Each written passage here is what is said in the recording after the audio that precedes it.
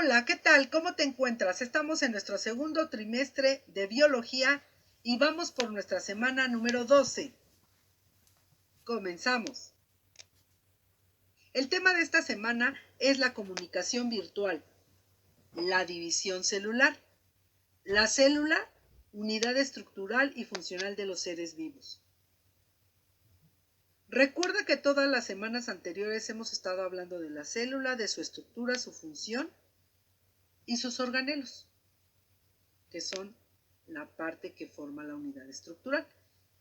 Los aprendizajes esperados son identificar las funciones de la célula y sus estructuras básicas, pared celular, membrana, citoplasma y núcleo. Y vamos a hacer énfasis en reconocer la importancia de la división celular y repasar las estructuras y funciones básicas de la célula. Continuamos. ¿Qué vamos a aprender? Vamos a aprender a reconocer la importancia de la división celular. Aquí tenemos dos células, eucarionta y procarionta. En las clases pasadas tú ya has conocido las diferencias, los organelos que cada una de ellas tiene y vamos a ver la diferencia principal entre estas. Primero hablemos de las procariontas. El ADN de las células procariontas no está rodeado por una membrana, se encuentra libre en su interior. Sin embargo, en las células eucariontas, el material genético está restringido en un organelo con una membrana nuclear llamado núcleo. La división celular es la responsable del crecimiento de los organismos y la permanencia de las especies. Bueno, pues vamos a ver qué es la fisión binaria. Aquí tenemos una célula, nos muestra sus organelos, el ADN, el septo y las células hijas. Las amibas se reproducen por fisión binaria irregular, separando sus rizópodos. La fisión binaria o bipartición es un mecanismo de reproducción asexual de los seres vivos unicelulares, típico de los procariontes, o sea, de las bacterias y de las arqueas, consistente en la duplicación del ADN celular del individuo, como paso previo a la división del citoplasma en dos. Así, da lugar a dos células hijas, con idéntico material genético. También es un tipo de reproducción muy rápida. Si se presentan las condiciones idóneas para estos organismos, en corto tiempo duplican su población. Esta es la forma de reproducción más usual en el mundo bacteriano. En algunas especies puede darse a una velocidad impresionante. Por ejemplo, la bacteria de la Escherichia coli puede dividirse como cada 20 minutos, siempre y cuando las condiciones del medio circundante sean las adecuadas. Esta bacteria se encuentra en las heces fecales. La colonización rápida del entorno a este ritmo reproductivo tiene fines adaptativos. Con ese ritmo de reproducción es probable que la tasa de mutaciones en los plásmidos pueda ser muy alta. Así, se posibilita el surgimiento de nuevas cepas bacterianas mejor adaptadas al entorno, más resistentes a los antibióticos. En parte, esta es la razón del gran éxito evolutivo de las bacterias presentes en todo el mundo.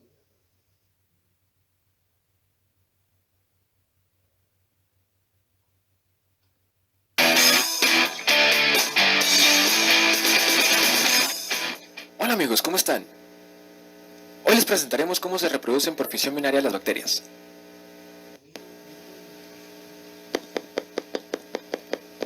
¿Qué rollo, morro? Dame un dogo. Sí, claro, toma, aquí está.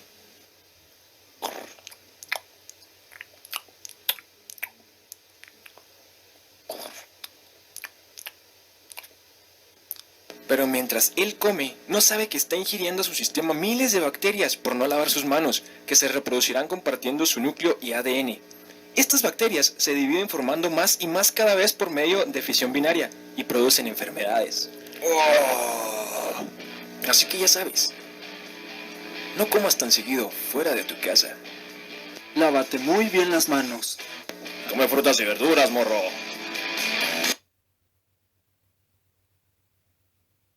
Bueno, en una animación pudimos ver lo que es la fisión binaria cuando comemos algún alimento que está contaminado. Continuemos. ¿Cuántos tipos de reproducción asexual existen? La reproducción asexual es una forma de reproducción en la que los descendientes proceden de un solo progenitor del que heredan sus genes sin que se dé la fusión de gametos y, salvo contadas excepciones, sin que haya cambios en el número de cromosomas. En la mayoría de casos de reproducción asexual no hay recombinación genética y la descendencia es igual al progenitor. La reproducción asexual es la forma de reproducción principal de los organismos unicelulares y es la que siguen todos los procariotas. También se da en muchos hongos y plantas, muchas veces con alternancia entre reproducción sexual y asexual. La reproducción asexual también se da en algunos organismos primitivos, como esponjas o celentéreos. Fisión. En biología, la fisión es la división de un organismo unicelular en dos o más partes y regeneración de esas partes hasta dar lugar a individuos separados semejantes al original. Una de las formas más importantes de fisión es la fisión binaria. En la fisión binaria, un organismo se divide en dos y da lugar a dos descendientes idénticos clones del progenitor. Solo procariotas como bacterias y arqueas se reproducen mediante fisión binaria. En eucariotas se da un mecanismo de división celular similar, la mitosis, pero la mitosis es un mecanismo principalmente de crecimiento y desarrollo, no de reproducción. Otro tipo de fisión es la fisión múltiple que se da en muchos protistas y algas unicelulares. Es similar a la fisión binaria pero se producen más de dos células hijas.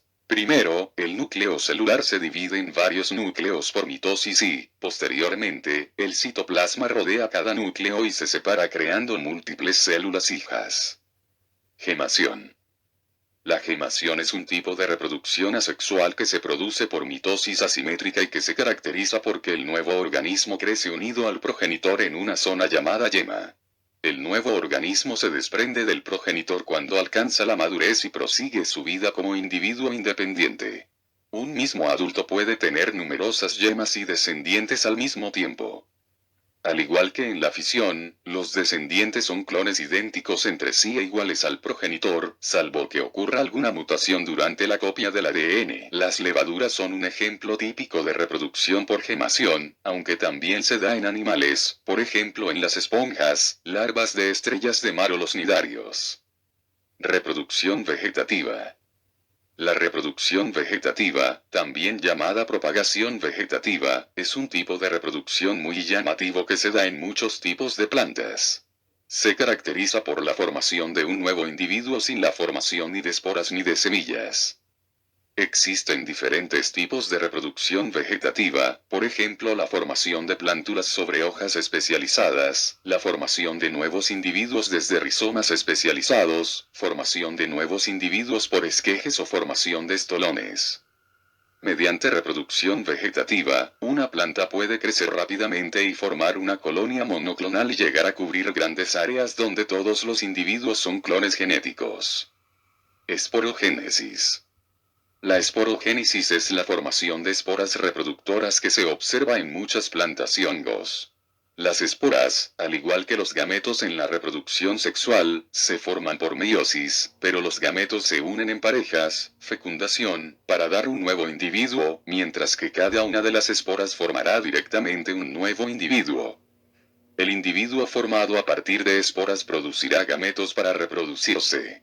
De esta forma, en la esporogénesis se alternan generaciones diploides productoras de esporas, reproducción asexual, y generaciones haploides productoras de gametos, reproducción sexual. Por ejemplo, en los helechos. Muchos organismos unicelulares forman esporas como parte de su ciclo vital pero no como mecanismo de reproducción, pues de la espora de un individuo se vuelve a formar un individuo. Este es el caso de la esporulación en bacterias para entrar en fase de endóspora, considerado un tipo celular especializado y no un verdadero mecanismo de reproducción. Las esporas bacterianas son características de ciertas bacterias, que por lo general desarrollan una sola espora por cada célula. En este caso la formación de esporas no es un tipo de reproducción definitiva. Estas células pueden resistir la destrucción en un medio hostil o desfavorable. Son diversas bacterias las que pueden inducirse al estado de espora mediante un mecanismo llamado esporulación. Debido a su cubierta dura e impermeable. Es un estado inactivo o latente en el que no crece y no hay reproducción, pues de una bacteria se produce una sola espora. Su activación en condiciones favorables se denomina germinación. Fragmentación.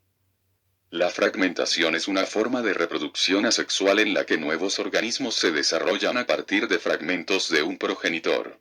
La fragmentación se puede observar una amplia variedad de formas de vida, como animales, plantas o líquenes. Algunas plantas presentan estructuras especializadas para la reproducción mediante fragmentación, como las gemas de las plantas hepáticas. En animales es típico en los equinodermos, estrellas de mar, y en muchos tipos de gusanos, como las planarias, los anélidos o los poliquetos. La reproducción por fragmentación en equinodermos se suele conocer como fisipartición. En la fisipartición, el progenitor pierde un fragmento de su cuerpo, alrededor del cual se desarrolla un organismo completo a la vez que el progenitor regenera el fragmento perdido. Agamogénesis. La agamogénesis es una forma de reproducción asexual a partir de gametos femeninos sin la participación de gametos masculinos. Es decir, sin fecundación. Los dos tipos de agamogénesis más habituales son la partenogénesis y la apomixia. La partenogénesis se da cuando un individuo nuevo se desarrolla a partir de un óvulo o un huevo sin fertilizar. Se puede observar en muchas plantas, en muchos tipos de insectos y también en algunos vertebrados como serpientes y otros reptiles, anfibios e incluso en algunas aves. La apomixia denomina una forma de reproducción en plantas a través de semillas no fecundadas. En su mayoría se produce por partenogénesis, es decir, a partir de un óvulo sin fecundar, pero también se conocen algunos casos de apomixia masculina como el ciprés del Sahara. Muy bien, acabamos de ver un video que nos habla de lo que es la reproducción asexual en sus diferentes clasificaciones. Continuemos. Bueno, pues ahora vamos a ver lo que es la mitosis. Es un proceso que ocurre en el núcleo de las células eucariotas y que precede inmediatamente a la división celular. Consiste en el reparto equitativo del material hereditario característico. Consiste en la división de las células somáticas de un organismo eucarionte. Al dividirse una célula somática, forma dos células hijas. Cada una contiene el material genético idéntico al de la célula madre y después cada célula hija se divide de nuevo y así continúa el proceso, con lo que se logra el crecimiento o repartición de algún tejido dañado. Este tipo de división ocurre en las células encargadas de formar órganos y tejidos de un organismo. Entonces, la mitosis es realizada por aquellas células que forman los tejidos y órganos del cuerpo de un individuo, a diferencia de las que están destinadas a dar origen a un nuevo ser. Ahora vamos a hablar sobre la meiosis. Es una de las formas de la reproducción celular. Se produce en las gónadas para la producción de gametos. La meiosis es un proceso de división celular en la que una célula diploide experimenta dos divisiones sucesivas con la capacidad de generar 4 células haploides. Entonces, la meiosis se da en células relacionadas a la sexualidad, como lo son los óvulos y los espermatozoides. A este tipo de células se les conoce como haploides. Una célula haploide es aquella que solo tiene la mitad de la información genética en el núcleo y para complementarla requiere unirse con otra célula haploide del sexo opuesto de su especie, como sucede en el ser humano. Las mujeres aportan los óvulos y los hombres aportan el espermatozoide. Por ello, es que en el proceso de meiosis se obtienen 4 células haploides o sexuales. En el proceso de la meiosis se lleva a cabo 2 divisiones celulares para producir, a partir de una célula germinal diploide, 4 haploides. Entonces, se puede decir que la meiosis implica una duplicación del material genético y 2 divisiones celulares. En síntesis, la meiosis es el proceso que lleva a cabo las células germinales diploides para obtener 4 células con la mitad de la información genética haploides, quedando así listas para unirse a otra célula haploide del sexo opuesto de su especie. A esta unión se le conoce como fecundación. Esto permite perpetuar la especie y transmitir las características hereditarias a los hijos como color de ojos, piel, cabello, entre otras. Entonces recordemos que la meiosis es el proceso mediante el cual se da la reproducción sexual.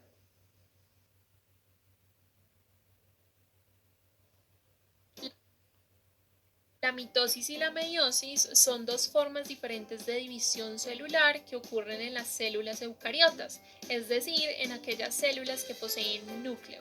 Durante el ciclo celular, la célula eucariota experimenta una serie de cambios que conducen a la formación de nuevas células hijas. En la mitosis, una célula diploide, es decir, una célula con 2 copias de cada cromosoma, va a dar origen a 2 células hijas con la misma cantidad de cromosomas, misma cantidad de material genético que la célula progenitora. Sin embargo, en la meiosis, a partir de una célula diploide, se van a obtener 4 células hijas haploides con una sola copia de cromosomas, células que son genéticamente distintas a la célula progenitora. Es por esto que se dice que la mitosis es un proceso de división conservativo, ya que el material genético se mantiene de una generación celular a la siguiente, mientras que la meiosis es un proceso de división reductivo, ya que el material genético se reduce a la mitad de una generación celular a la siguiente. La función de la mitosis es asegurar el crecimiento y reemplazo celular. La importancia de esta multiplicación celular radica en mantener la reproducción y las poblaciones de seres unicelulares con la misma información genética, además de efectuar procesos de curación, crecimiento y renovación de tejidos y órganos en organismos pluricelulares. La meiosis, por el contrario, tiene una casi única finalidad y es la de producir gametos para la reproducción sexual. Teniendo en cuenta esto, encontramos que la mitosis ocurre en las células somáticas, es decir, en las células del cuerpo, pero además también ocurre en organismos unicelulares que tienen reproducción asexual. La meiosis, por su parte, ocurre en órganos sexuales, concretamente en las células sexuales o células germinales para poder formar gametos, es decir, que solo ocurre en especies que tienen reproducción sexual. En los animales, los gametos femeninos se denominan óvulos y los gametos masculinos espermatozoides. En las plantas, el gameto femenino se llama oósfera y el polen es el gametofito masculino, en el interior del cual se forman los gametos masculinos que fecundan a la oósfera. Las células sexuales no son diploides precisamente porque al unirse necesitan llevar a cabo una reproducción normal. Necesitan formar un único conjunto de información genética para formar un cigoto, en el caso de la especie humana, con 46 cromosomas, 23 del espermatozoide del padre y 23 del óvulo de la madre. Si un cigoto tuviese más o menos cromosomas por X o Y razón, eso representaría inconvenientes. Si las células sexuales no fuesen haploides, al unirlas tendríamos que el óvulo aportaría 46 cromosomas y el espermatozoide otros 46. Al final tendríamos un individuo con 92 cromosomas, algo casi incompatible con la vida, una anomalía en la fecundación que termina casi siempre en un aborto espontáneo. Claro, es posible que esto ocurra, es posible que la meiosis no se dé de una manera correcta, pero ya hablaremos de las anomalías cromosómicas en otros videos. Por el contrario, si las células sexuales son haploides, al fusionarlas en la reproducción sexual tendríamos un individuo normal con 46 cromosomas, 23 del espermatozoide del padre y 23 del óvulo de la madre. En la mitosis, la célula diploide experimenta una sola división tanto del núcleo como del citoplasma para poder generar dos células hijas diploides, mientras que en la meiosis, la célula diploide experimenta dos divisiones sucesivas tanto del núcleo como del citoplasma para poder generar cuatro células hijas haploides. Estas divisiones son llamadas primera y segunda división meiótica o simplemente meiosis 1 y meiosis 2. Tanto en la mitosis como en las dos meiosis 1 y 2 vamos a encontrar que comprenden 5 fases: profase, prometafase, metafase, anafase y telofase. La única diferencia en el nombre de estas fases es que en la meiosis 1 estas etapas van a ir acompañadas de un número 1 y en la meiosis 2 de un número 2. Asimismo, la profase 1 de la meiosis va a estar conformada por 5 subfases: leptoteno, cigoteno, paquiteno, diploteno y diacinesis, mientras que la mitosis no presenta ninguna de estas etapas. Esto marca una gran diferencia entre la mitosis y la meiosis porque en la profase 1 de la meiosis es cuando ocurre la recombinación de genes entre ambos cromosomas homólogos, es decir, que intercambian segmentos de material genético dando lugar a variabilidad genética, cosa que no ocurre en la mitosis. En la mitosis no ocurre recombinación, por eso es que decimos que el material genético de las células hijas es idéntico al de la célula madre o progenitora, salvo algunas excepciones que involucran mutaciones. Recuerda que el término cromosomas homólogos hace referencia a un par de cromosomas, uno que heredaste de tu mamá y otro que heredaste de tu papá. Por ejemplo, el cromosoma 1 que te heredó tu papá y el otro cromosoma 1 que te heredó tu mamá son un par de cromosomas homólogos. En este ejemplo, el cromosoma rojo y el cromosoma azul son homólogos, así como el cromosoma amarillo y el verde también lo son. En la metafase de la mitosis, unas estructuras proteicas llamadas cinetocoros que se han formado previamente en el centrómero de cada cromátida hermana se unen a un microtúbulo del uso mitótico de manera independiente, cada uno al polo contrario de la célula, para que de esta manera en la anafase de la mitosis ocurra la separación de las cromátidas hermanas. Por el contrario, en la metafase de la meiosis 1, estos cinetocoros formados en cada cromátida hermana del cromosoma se unen al mismo microtúbulo de determinado polo de la célula. Aquí no se unirán a microtúbulos de polos opuestos. De esta manera, todo el cromosoma formado por dos cromátidas migrará a un polo específico y los pares de cromosomas homólogos se separan. Ya en la metafase 2 de la meiosis, los cinetocoros de cada cromátida hermana sí se unen a microtúbulos del polo opuesto para que en la anafase 2 sí se puedan separar las cromátidas hermanas.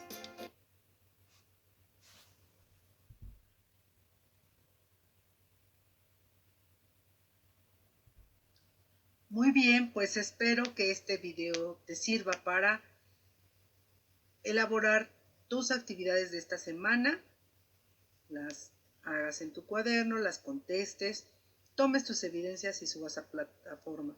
También te recuerdo que en la plataforma te dejo los videos de Aprende en Casa, el resumen, para que también los observes y asimismo te ayudes con tus actividades.